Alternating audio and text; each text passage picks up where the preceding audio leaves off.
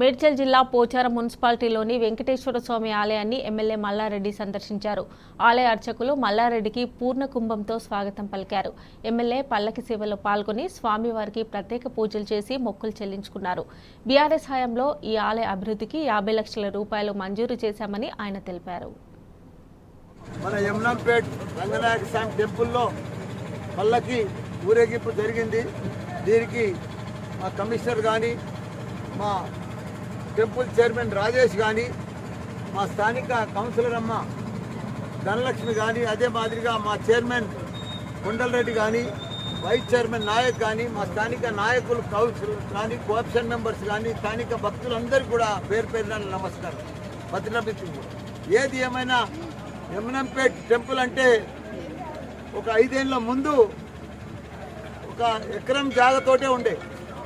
నేను మినిస్టర్ అయినాక, మా రాజేష్ చైర్మన్ అయినాక, మా కొండలరెడ్డి ఇక్కడ మున్సిపల్ చైర్మన్ అయినాక, మా కౌన్సిలర్ ధనలక్ష్మి అమ్మ, మా వైస్ చైర్మన్, మన బీఆర్ఎస్ గవర్నమెంట్లో దీనికి 50 లక్షల రూపాయలు ఫంక్షన్ హాల్ కడుతందుకు కూడా శాంక్షన్ చేయించినాం. దానికి 10 లక్షల రూపాయలు కూడా మా రాజేష్ దానికి మొదలు 20% కట్టిండు మా రాజేష్ కూడా.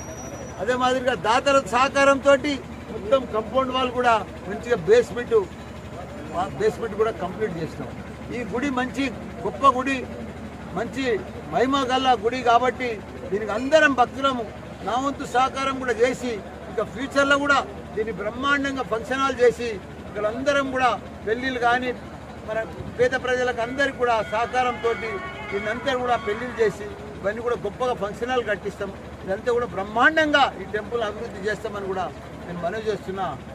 అదే మాదిరిగా ఇలా కీసర కానీ ఇక్కడందరూ కూడా నేను లాస్ట్ పీరియడ్లో 120 గుళ్ళు కట్టించి మన మేడ్చల్ నియోజకవర్గం కాబట్టి భగవంతుని ఆశీర్వాదం మన అందరి మీద ఉండాలి. ఇంకా బాగా మన తెలంగాణ అంతా కూడా అభివృద్ధి చెందాలని కోరుకుంటున్నాం.